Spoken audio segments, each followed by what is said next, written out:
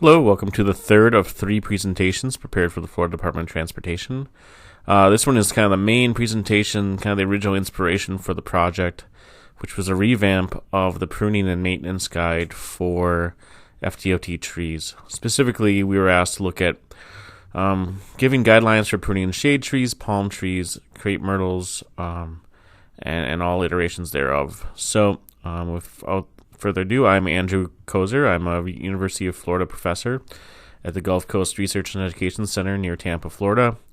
And we'll be kind of going through the guide, which is also available in print format in these slides. And this is something that you can hand out to your crews and your contractors, both the presentation and the actual guidebook, as part of your contracting or bidding process, so they know exactly the work that they're supposed to be doing. And your inspectors can also look over this to make sure that they know what to look for when it comes to proper pruning practices. So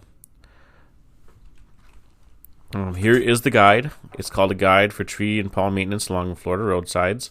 It was prepared by myself and Seth Blair, a graduate student in my program.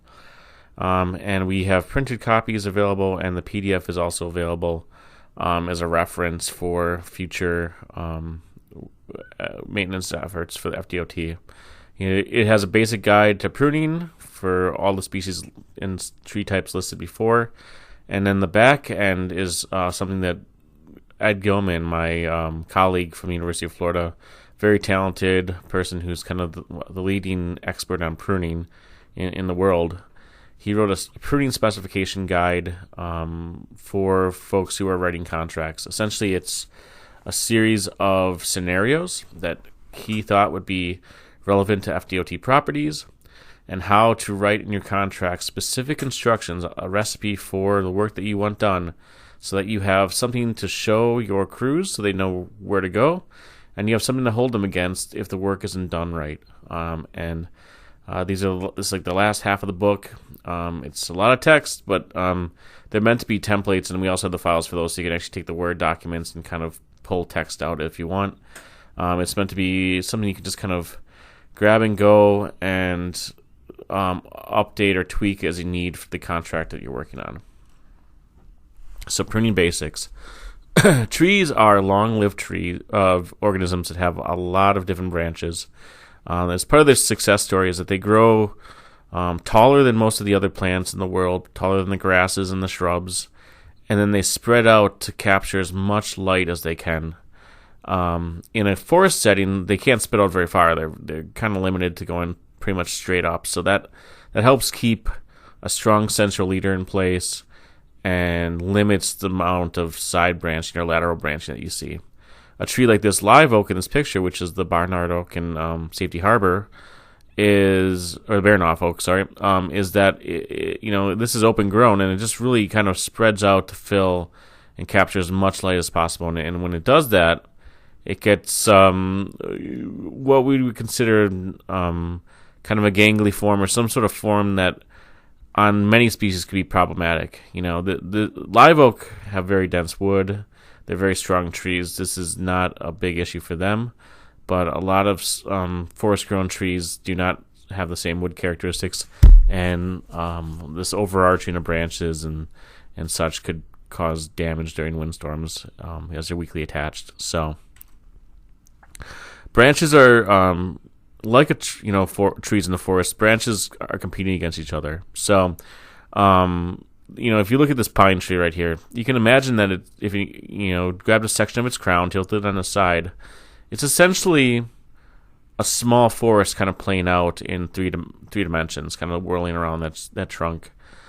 Every single branch is fighting against the other branches for light, and the tree doesn't really care which branches win, right? It puts branches out in all directions.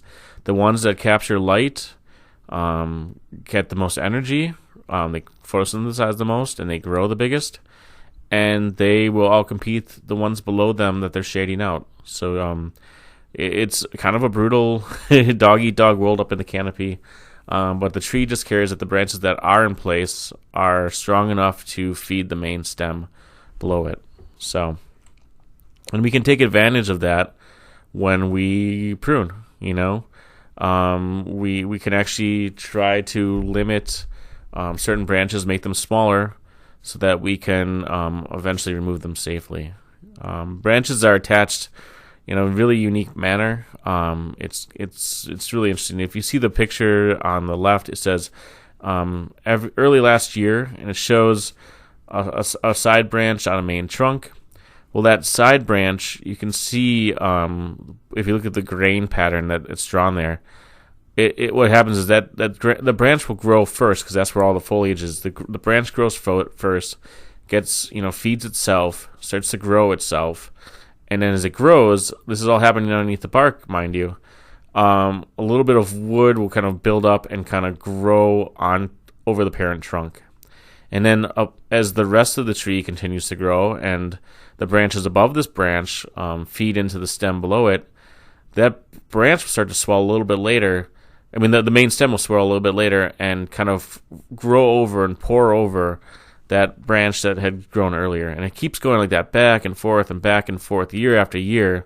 And you get a very strong kind of interlocking leg bolt kind of connection that is a very strong union. And this is most common when you have a small lateral branch or small side branch to a bigger parent stem. Contrast it with codominant stems, the bigger picture to the right. These are things that have very similar diameters. These are two branches kind of arising from the same point that are kind of like twins, and they do not have that interlocking. They just kind of like are pressed together. There's a swirling of grain at the top where that weaker union arrow's pointing, but they are not. They don't have that overlapping that we saw with the four pictures to the left. Branches, there's a distinction between trunkwood and branchwood. Branches, as I said, they compete against each other in the forest and in a tree, and branches just naturally die. The ones that are lower in the canopy eventually get shaded out. They succumb to disease, or they get broken in a storm, or what have you.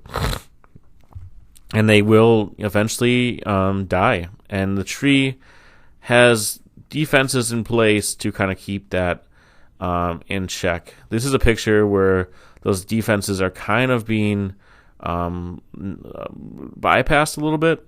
So this was a really big branch compared to a relatively small trunk. You can see the distinction between the wood types, though.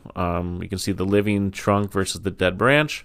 And what we're going to do is we're going to make sure that when we prune trees, we make sure that branch wood is as small as possible compared to the trunk by reducing branches before we finally cut them off. We're going to make sure that we don't cut into the trunk wood, because if we do so, we're going to make a bigger wound, which is going to be harder for the tree to compartmentalize or to block off from spreading decay everywhere. And we're going to look for visual cues on the outside to do all of this. So here's a much better scenario. This is a branch it was a smaller branch on a bigger parent stem. The branch died back, and you can see here that there's a very small triangular area of discoloration, and that's because what we call a branch protection zone was in place, and because the branch was not that big, it held and kept decay and discoloration to a small triangular area where the branch broke off. The branch protection zone is an area of specialized cells. They're thicker. The vessels, the connecting tubes are smaller, so it's kind of it's harder for things to move through. And also, there's a lot of chemical compounds that resist decay in that area. And when it all holds and it all keeps things together, a branch will just kind of die back, and then eventually that will grow over and seal it off. And when you think about, like, in most scenarios, when a branch dies, it's because it's been shaded out and it's been lagging behind the rest, and naturally it's just going to be smaller compared to the parent stem.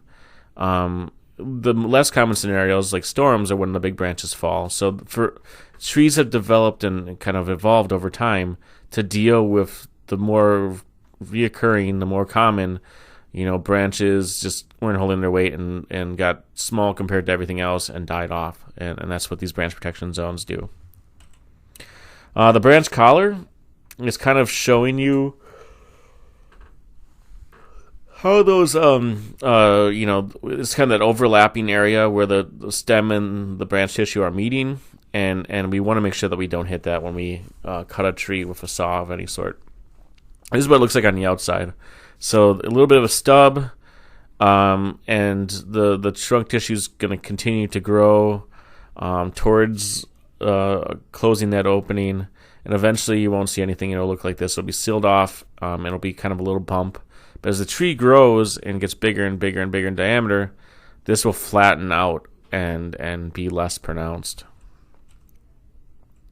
So, again, that's what it looks like on the outside. We showed you what it looked on the outside. This is what it looks on the inside. The branch collar is kind of a target for when we do pruning. And we want to make sure that we stay out of that when we are cutting. So you can see here, this is a smaller branch on a bigger trunk. And because of that, it has a very pronounced collar. The arrow's kind of pointing to that bulge, and that is the branch collar. What you want to do is you want to take your saw and you want to move it to the left of that arrow and just get right past that collar and then follow it, and that's where you're going to cut. That way you're not bypassing the branch protection zone. You're not cutting into that intermingling of trunk and stem or branch wood, which will be a bigger wound. And you're letting the tree do its best to block off the spread of decay where your pruning wound was. There are several kinds of cuts that we use in pruning, but for the sake of what you do, I think it's safe to say that you're only going to need 2 cuts. One is reduction cut, which is when you take a main branch, like a main limb, and you cut it back to a secondary branch. And what this does, instead of making just a random cut anywhere on a stem and leaving a big stub, when you go to a lateral branch that you want to keep, you actually you keep growth in check. If you left a stub, you'd have all these shoots coming off and sprouts, and it'd just be a big mess, and you really wouldn't be able to control where growth is going in the future. By leaving this branch intact, that one in the reduction cut picture, those lateral stem that's on the right, by leaving that intact, you're saying this is the branch I'm keeping and growth's going to go that way. And that's pretty cool to be able to control that. We cut at an angle like you see there because the growth is going to be coming from the right, and if you had like it'll by cutting it in this angle, it'll take much fewer growing seasons for it to close over. And closing over is key because when we close over quickly, we prevent decay fungal spores and insect pests that have vectors for diseases. We prevent all of that from hitting the surface of the cut wound and causing decay or other disease problems. Other instances, you're just going to cut right back to the stem. So if you remove a branch outright, cut back to a lateral, that's what we call a removal cut. You still want to be careful with this, and we'll show you the proper way to do that in a second. So when things are easy, you'll see the visible collar. Again, this is a smaller branch on a live oak. Collars aren't that often, aren't found that often on live oak, I've noticed when trying to do these slides. But there are some scenarios where they are. So here's one where you can see the kind of the pronounced swelling of the intermingling of branch and trunk wood. You see where it stops and where the branch kind of goes on its own.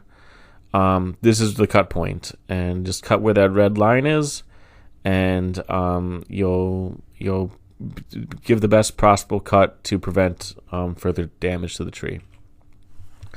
There are some cases where you don't see that pronounced swelling, and when you do that, you're going to look for what we call a branch bark ridge. So imagine you have branches, that branch on the right, it's getting fatter both upwards and downwards every year. And the stems to the left of it, they get wider and wider every year. And where those two branches are swelling and pushing up against each other at that joint, that's called the branch bark ridge. So the bark can either get pushed outward, at that point and rupture, or it can get sucked inward and become included bark, which we'll show you later, which is not a good scenario. So hopefully you'll see this on your unions, where you'll see that this bark, as just the growing pains of having two things kind of growing into each other, it'll kind of rupture outward and cause this branch bark ridge, which is a weakness in the bark. Some insects and stuff take advantage of this, but it's still the best case scenario for dealing with protecting the inner wood while accommodating the growth of the canopy. Well, this thing is also kind of a landmark for when we have to cut trees without a pronounced swelling for like a branch collar. So this is a scenario on a live oak again where you don't have the visible collar. I mean, it's kind of there, but just not as pronounced as it was in the other pictures. What you do here is you look for the branch bark ridge, which if you take my word for it, it was right here on the branch. And you kind of make a line going down from it.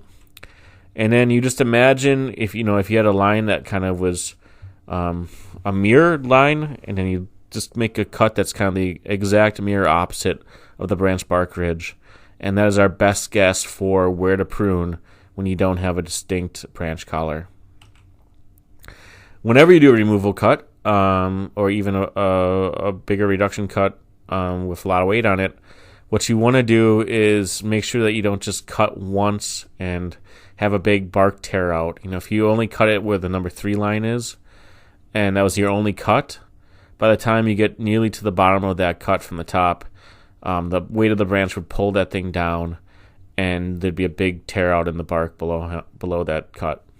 So what we do is we do what we call a 3-point cut. Your first cuts where number 1 is. What you're doing is just releasing tension on the bark and the fibers of the branch underneath. And then you move out from there and you make a second cut.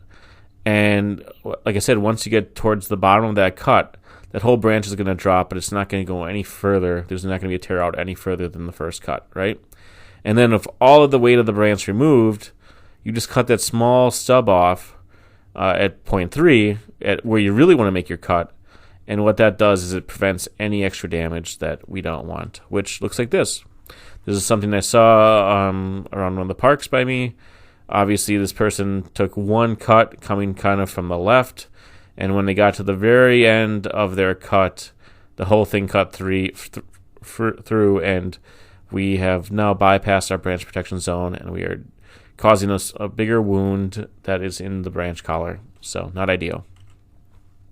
I mentioned before that, a branch bark ridge is one option for when you have branches that are swelling into each other. And it's the ideal option where, the bark ruptures out and the wood fibers, inside get to intermingle and lock in place. Well, included bark is the opposite. That's when things get sucked into that union, and now you have 2 layers of bark that are not connecting. The fibers of the branches below the bark are not connected, and it's just essentially 2 stems growing in really close proximity with a weak attachment point, which can tear out during windstorms or ice storms if you're in the further north of the state. Pruning tools, whenever you're making cuts, just you get the tools that are appropriate for the size material you're cutting. There's a wide variety of. Oops, sorry for that. There are a wide variety of hand pruners available. The 2 most common would be the bypass pruners, which most guides will say they prefer because they make a cleaner cut. They call them bypass pruners because the blades bypass each other. And that is contrasted with an anvil pruner, where you have a flat piece of metal and a sharp blade, and the blade presses the stem against the metal and cuts it from one side. This tends to crush the cambium of smaller stems. Some people say that's a bad thing, but I feel like that's minimal wounding compared to just the removal of the branch itself. So I'm not sure if there's any merit to why some people prefer the bypass pruners versus the anvil pruners. When you have bigger materials, you will move to bigger loppers and pruners that have a lot more leverage to them than your hand can give. And then when you get to even bigger materials, you're going to switch to handsaws. This is one example of what we call like a pony saw or handsaw. It has a curved blade, very aggressive teeth for pruning green wood, so it won't clog up with any resins or anything like that. And they cut very fast. And there are some other brands that cut super fast that are, you pay for the price, but they can make your work very easy and less of an effort. And then, of course, both pruners and saws are available as pull versions. So this can allow you to reach a lot of things from from the ground without having to get in the tree. And then if you're in the tree, it allows you to get out towards the edges of the branches where you want to do most of your pruning anyways. So everyone knows that chainsaws really make the work light compared to using all the hand tools. And this is more of a ground-based chainsaw. They have smaller versions for working aloft. These things should not be used by folks who are not trained, and they are dangerous. They make the work really easy. They cut through wood very quickly, but they cut through other things like arms and legs just as fast. And just as a testament to this, my neighbor he bought a wood-burning fireplace when I lived in Illinois, and pretty soon every tree in the neighborhood had like a target on it, and he was helping people remove old trees that were kind of on their way out in the neighborhood. And he would just kind of get up in there on a ladder, wield the chainsaw above his head, no personal protection equipment, which you guys can't get away with because you're working, and OSHA would have a field day. And I sent his wife this picture right here, the one in the middle, which shows where all the injuries are on chainsaws. And, a lot of them are in the upper leg and the knee and the lower leg. About a third of all injuries are in that area. And you have some major arteries in those legs. So make sure you always wear chaps, especially when you're working on the ground. It's required. Chaps or chainsaw pants have almost like this fake spider webs that you see for Halloween. It's ballistic nylon. And the moment the saw hits that, it just binds up the saw and gets tangled, and it stops the saw. So I've seen it work several times. Teaching students chainsaw use. It's scary, but it works. The other thing is, hands, making sure that things where you want it to be, and you got your hands in the right spot to prevent hand injuries. But the scary thing is the head. I've been to several conferences now where I've seen arborists with a chainsaw mark going right between the eyes. And what happens is the upper quadrant of the bar, in the upper left corner where there's see that red boxes, that's called the kickback quadrant. And when you're cutting, if you start cutting with that part of the bar, and a tooth is gets stuck, and the chain binds or something like that, what happens is that just ricochets the chain right back at your face. And if you have your hands right, there's a chain brake which is supposed to help keep that from hitting your head.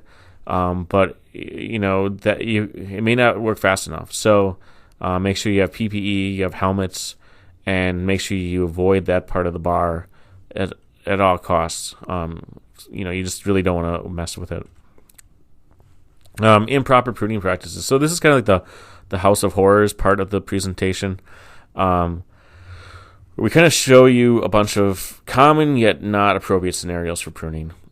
This first picture right here is actually pruning by like a U-Haul truck or a FedEx truck. Just showing you that, if you don't get proper clearance from oaks or trees that are along the roadway, someone's going to prune it with the top of their car. So here we go. First of all, we talked about keeping the branch collar intact, and that was for a number of reasons. To minimize the size of the wound, to not circumvent the branch protection zone, and to keep as much of the trunk tissue from being damaged as possible. So, as you can see here, flush cutting goes against every one of those principles. So I'm not sure when this. I mean, I'm not sure who thinks this is attractive, but some people feel like the bumps that you have when you leave a branch collar intact is aesthetically not pleasing. So they thought, well, what if I just cut it flush with the trunk? Will that make it look better? And actually, the regrowth is really quite vigorous when you do this because it's just a major, wound to the tree. The problem is, it's all the reasons I said it's just really a negative practice from the sake of the tree biology. And I think what happened is this flush cutting really kind of came in vogue with the chainsaw, because if you look at the picture on the right, where are you going to cut if you have a handsaw, right? You're going to cut in the narrow part of the branch collar, and you're not going to cut all the way through all of that branch collar, with a handsaw. It's just not practical from a labor point of view. But once chainsaws kind of came into play, you had more freedom to get creative with your cutting because it didn't cost you much more than a few seconds of effort, So it's just one of those cases, and this happens all the time. Like, we mentioned with, container grown trees before, they're great, but they have a lot of root problems. Well, it's just another instance like that where technology advances the field, but it's faster than we realize, and we start catching some problems later on and have to address them. So, flush cutting's bad, and you may think, well, I don't want to do that, so maybe it's safer to err on just doing a stub cut, which is, making darn sure that you're not going into the trunk or the branch collar, especially if you don't see a really visible branch collar. Well, that's maybe a better scenario, but it's still not great because it could take a long time for that stub to kind of close over. Say this stub right here is 3 inches, and the live oak tends to grow a half inch on each side over time, every year. It'll take over 6 years for that stub to heal, and by then it'll be dead, like this picture right here, and the tree's kind of working its way, growing, trying to close it off, and for 6 to 7 years, you have an exposed cut that is allowing fungal spores for decay fungi or insects to kind of colonize that site and potentially cause decay.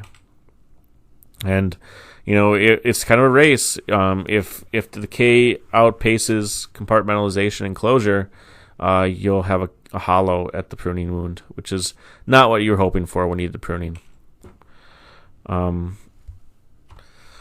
Another not so appropriate pruning practice is topping.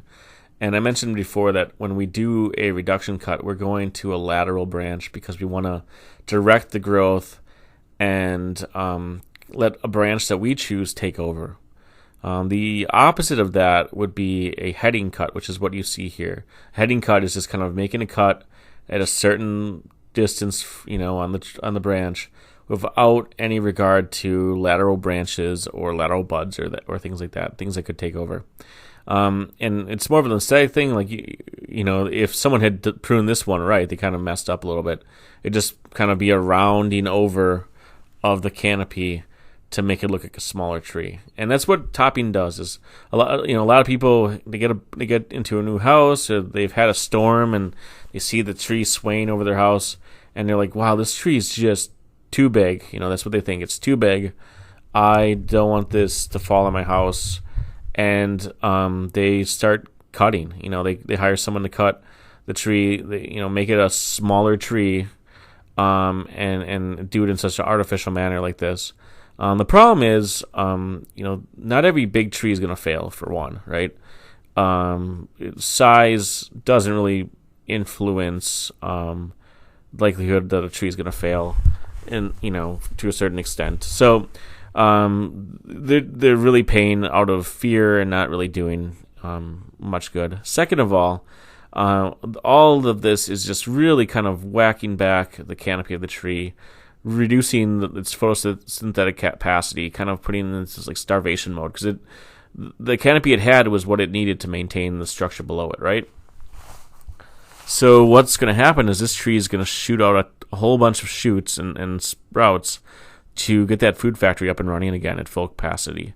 And it's not gonna worry about the strength of those attachments of those shoots. It's gonna send them up as fast as possible to get as much of a leafy crown back as possible.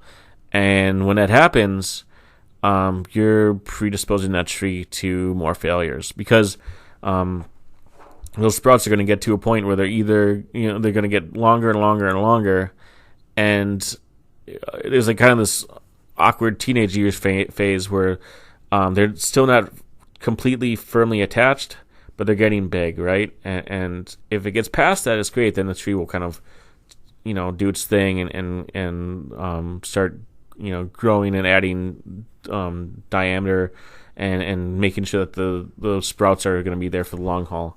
But in the meantime, they can really fall, And not only that, every one of those cut points is an opportunity for decay to come in and hollow out the stems. So those sprouts could be attached to a hollowed out branch that has very little holding wood inside of it, and again, that's just predisposing it for failure. So you may, if you did this by your house, you may end up having in a few years, some relatively big branches falling when you didn't want them to at all. So avoid topping. It does not take the tree's biology into any account.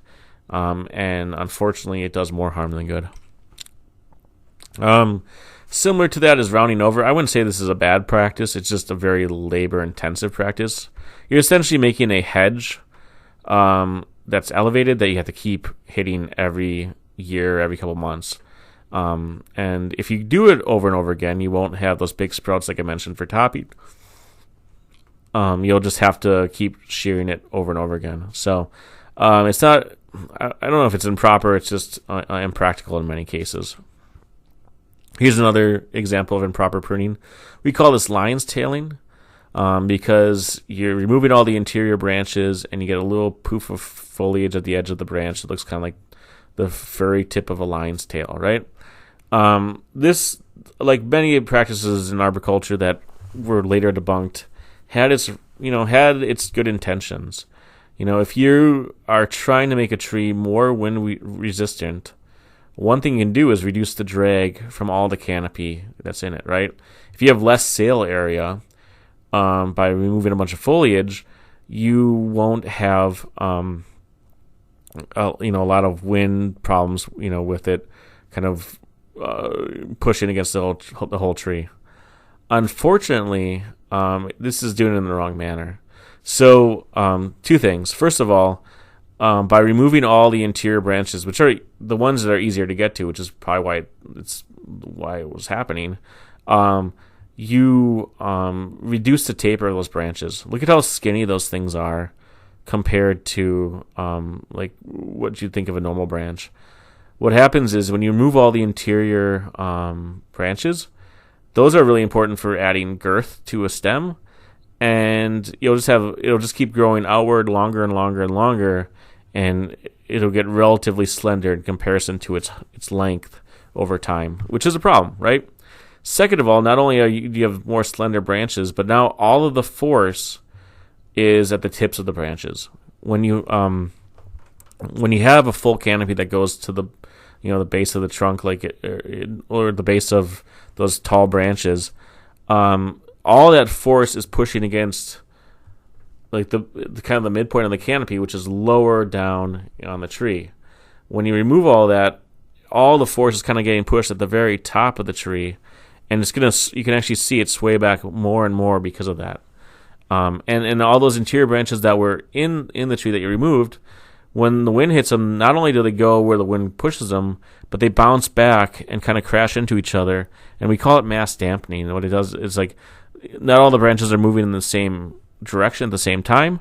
So having a bunch of interior branches on a tree will kind of they'll spring back against the wind and kind of cancel out the force. So we want to have full canopies. We don't want to lion's tail our trees. Similarly, excessive raising is a problem. If you have like a 10-foot tree and you want to get an 8-foot clearance for a parking lot, you now have a ratio on this tree of 20%, which we saw before in the vitality presentation was not an ideal ratio. And then over pruning in general, we want to keep less than we don't want to remove more than 30%, 25% of the canopy at any one pruning, and that otherwise you're just stressing the tree out, and you can have sucker development on the branches that are left. So pruning can occur any time in a tree's life, but it does differ at different life stages. So young tree pruning is kind of the formative pruning, where you're trying to establish the best structure for the tree and give it a good start, and make sure that it doesn't have any long-term defects that would cause greater, larger cuts in the future to correct. So one of the interesting things is when you buy a tree and you plant it along a streetscape, when you take into the consideration the clearances that are often required for roadsides and for sidewalks, pretty much every branch that is on the tree by the time you buy it and deliver it will be removed by the time the tree is older. So what we want to do is kind of keep that in mind in our pruning and make sure that we're focusing our efforts on generating a nice central leader, so we can eventually, so we can have our lower scaffold branches that we want to keep higher up above where our clearances are going to be. So objectives for young tree training: we want to develop and maintain a central leader, which is the straightest, tallest, most dominant stem going up and down in the center of the tree. We want to identify the lowest branches in the permanent canopy. So again, when it comes to a lot of the trees that you're planting, those may be 8 to 12 feet up in the air, so you may not see them for a couple of years. So what you want to do is just make sure that central leader is growing upright and branches are coming off of it in a manner that'll be helpful for you when you do keep permanent branches. We want to prevent the branches from below the permanent canopy from growing too large. So you see here there was a couple branches that were kind of competing with the main central leader for dominance. They were nearly as big, and they were going up to the top of the canopy. Well, the ones that are in red dotting, we remove like those 3, for example, and what that does is it reduces the competition with the central leader. They're hindered, they're hobbled, and they cannot keep up, and that central leader, as it continues to grow, will continue to exert dominance over the rest of the canopy. You want to keep all the branches that are less than 1/2 of the trunk diameter. So what you're doing is you're removing the things that are competing for dominance. Anything that's more than half the size of the main stem is a competitor, and we want to either reduce or remove, but probably reduce depending on the size of them. And eventually, when you get past the point where you have the lowest branches that you're going to keep, you want to start making sure there's good spacing between the branches. So if you have a cluster of branches growing from one point, select a few to keep and remove the rest so that you have better spacing, so that you have a good overlap of trunk and branch materials, the branch union. And then if you see any branches that have included bark, what you can do is you can suppress those by cutting them back, and you just keep them small, and eventually they'll be the included bark will regrow and kind of engulf it. It'll kind of correct itself over time. Sorry. So young tree training. You can do a lot of this, as we noticed before, with just reduction cuts. You can see here, there was if you look at branch A, there's a lateral branch that's kind of going straight up and down. That was reduced, and then the tip of that branch was reduced back to another lateral, so that now that branch is a lot smaller, and it's growing out sideways, and it's not going to go competing up and down for dominance in that canopy. And that happens elsewhere. And then in the moderate pruning image, you can actually see a reduction cut where that, there's 3 branches coming from one point, kind of in the center of that trunk. Again, we don't want to have clusters of branches growing from the same spot. And to kind of get rid of that scenario, the smaller branch, which was kind of in the middle, that was crowding out the 2 other branches, was removed completely to the main stem to correct that issue. Here is a suggested pruning cycle and dosage. When you're planting trees, you can remove all the dead, diseased, broken branches right off the bat. And if you're irrigating and taking good care of these, which you guys are, you can actually do a little bit of structural pruning on there, especially if you're not going to be back in a couple of years, right? Or if you're not going to be back for a long time, get some pruning in at that point. It's better than waiting and having bigger issues to correct later.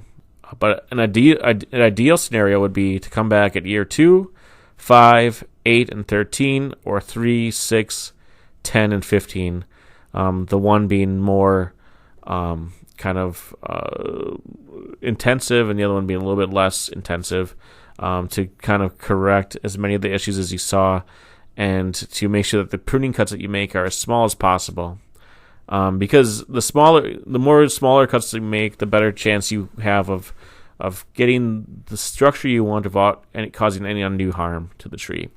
So if you see here, there's a little table.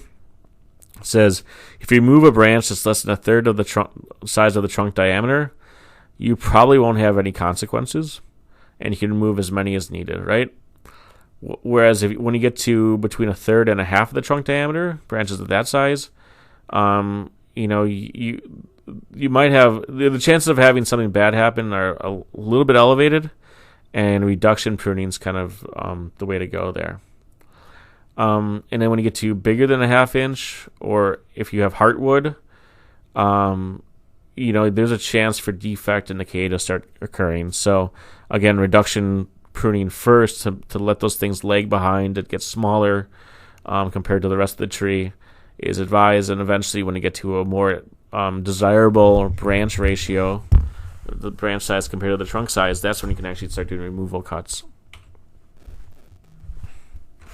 So when it comes to pruning mature trees, hopefully a lot of the things that needed to be done were done when the tree was younger, so you don't have a lot to do. And that'll leave just pretty much crown clearing and maybe some clearance work to make sure that there's enough clearance for vehicles and people underneath as main pruning objectives for a tree. Crown cleaning being removing dead and diseased branches that could cause harm to any targets below. So reasons to prune mature trees are removing dead and dying branches, raising branches to facilitate movement or even visibility. So if you have signage that you need to make sure that people see, that's a justifiable reason for pruning mature trees. And then, if you have trees growing next to your wayside buildings or your offices, and you just want to prevent any kind of conflicts with that or with power lines, again, all reasons to prune mature trees. So this is a picture by Ed Gilman, and what this picture is pretty much trying to show you is don't remove big branches on a tree. So one is a primary branch, and he's saying do not remove that. 2 are secondary branches. These are the next tier of branches, and his advice is to really don't remove those unless you really have to. Tertiary branches are number 3, and these are still ones that you don't want to do right away, right? And this is for mature and over mature trees. When you start getting out towards the tips, which he would call like the 4th level or 5th level branches, these are the ones that you're actually doing the work on a mature tree.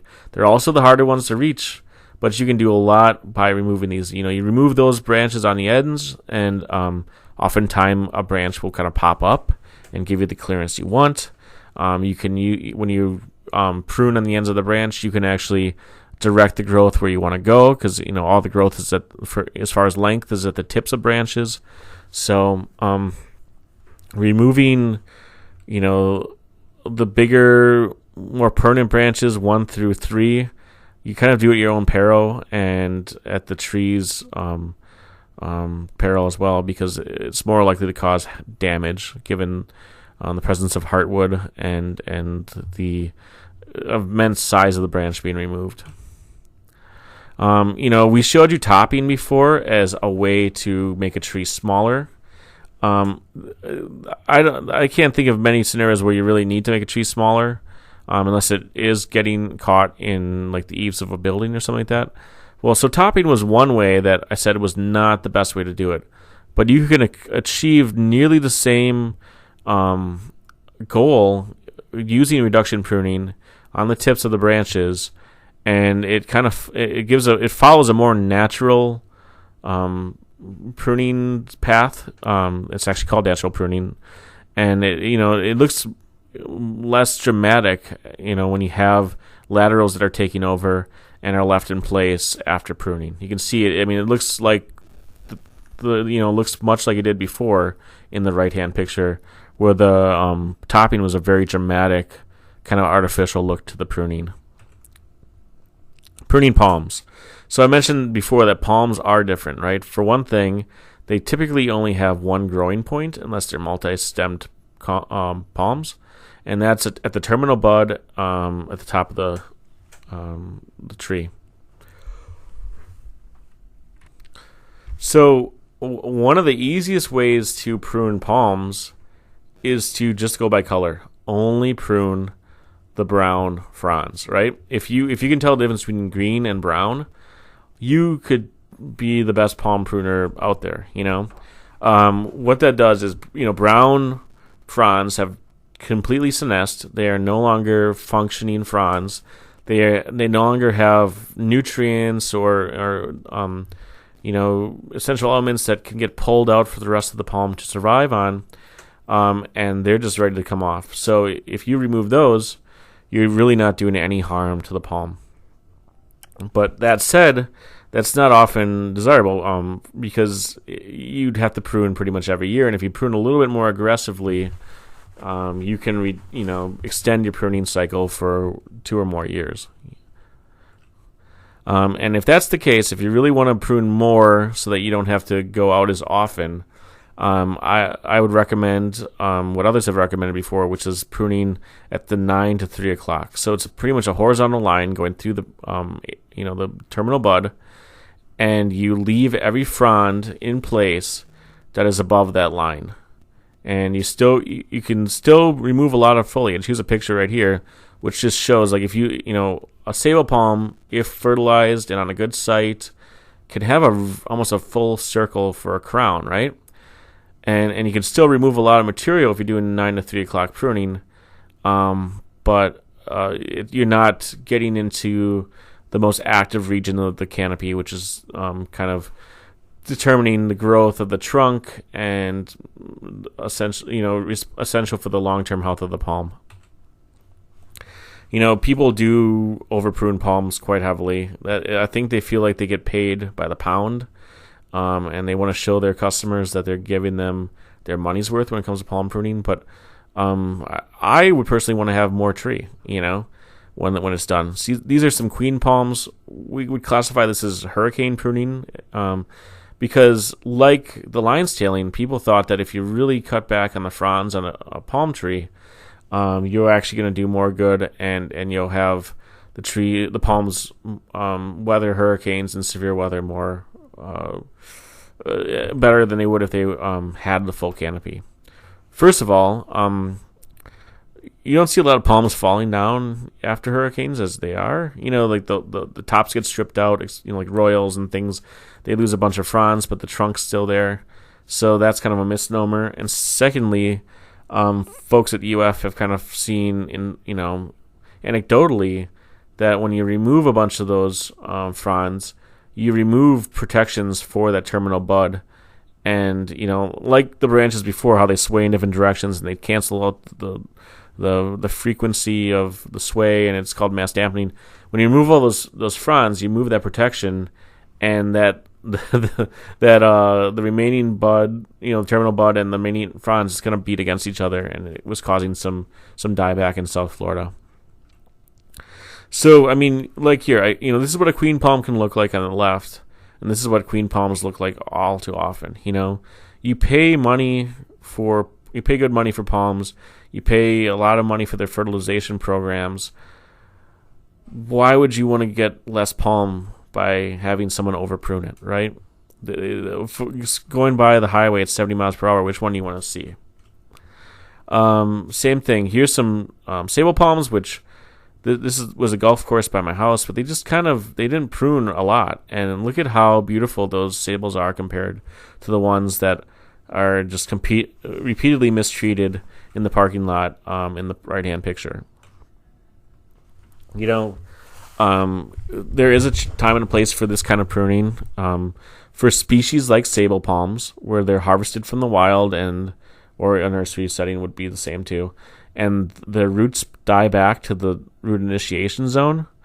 And this happens on all sables. When you cut their roots, they all die back to the trunk, and there's no roots, right? So we really do some really extensive pruning. They call it pencil topping.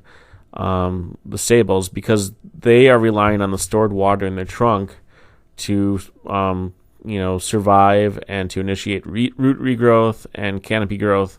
So until those roots get back, if they had a full canopy, they would probably dry out. So this practice right here at transplanting helps Sable Palm survive the stresses of that root loss. But that's not for every species. Most species don't have that happen. And so then you're just losing growth because it could take 2 or more years before you get those fronds back. In addition to cutting too much, people sometimes get crazy and start flush cutting the stubs or the boots of fronds. And what that does is makes a bigger hole for insects and diseases to enter and cause trouble. So just don't do that. Other considerations: if you have things like coconuts or other or palms with messy fruit near walkways or roadways, you want to remove those fruiting bodies, the inflorescences, before they cause a hazard, either a slip and fall hazard or coconuts can actually kill you. It's actually a pretty dangerous plant worldwide when you think about the deaths that happen harvesting coconuts and things like that. So just making sure that those aren't a problem. Other things, if you have wind damage on palms, like these are Bismarckias that are along the Skyway in St. Pete, we had some winds and the fronds dropped down and they tore out at their where they were attached. These things can be removed if you want because they're not connected anymore and they're just going to die eventually anyways. This is in the handout. I won't read over it now, but just kind of a quick overview of palm pruning. And this will help you. It's kind of a cheat sheet for what to look for. Pruning crepe myrtles, finally. Beautiful plant. Really came into fashion in the last 30 or 40 years down here in the south, because it's just a very tough urban tree that flowers pretty consistently.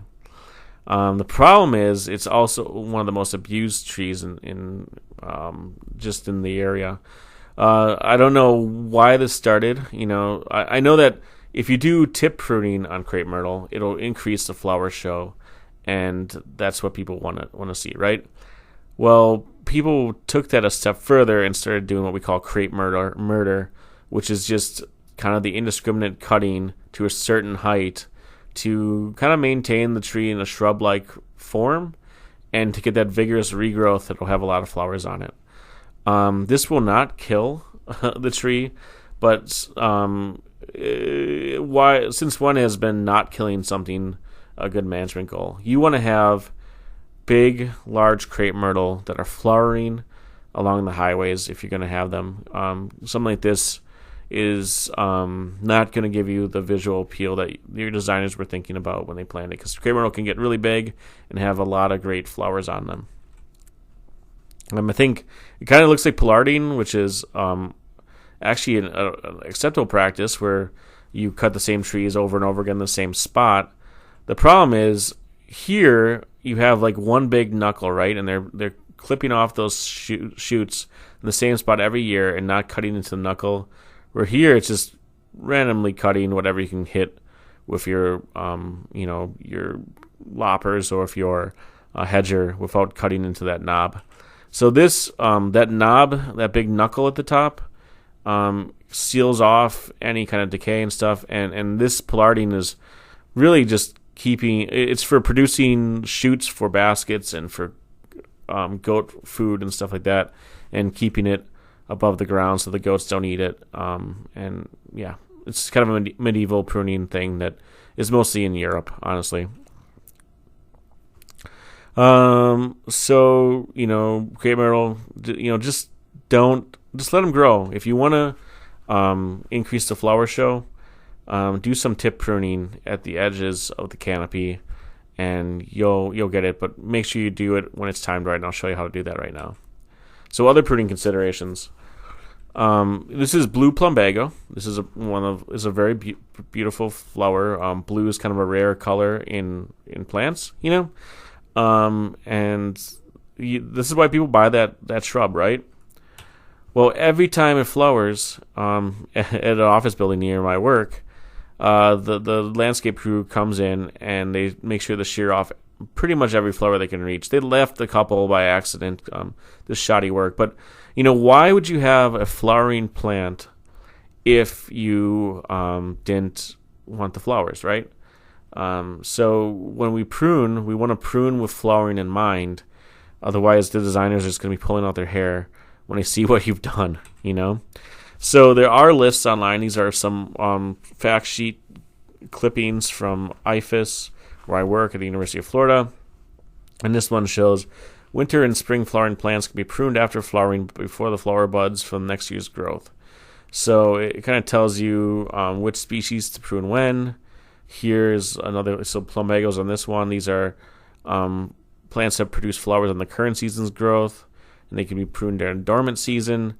But if you want to really know, the best rule of thumb is just prune whatever it is after the flowering is finished. If you do that, you're going to not mess up, and you're not going to ruin next year's show by accidentally cutting off a bunch of flower buds. So with that, I am done with pruning. I thank you very much for your time, and that is all of my training.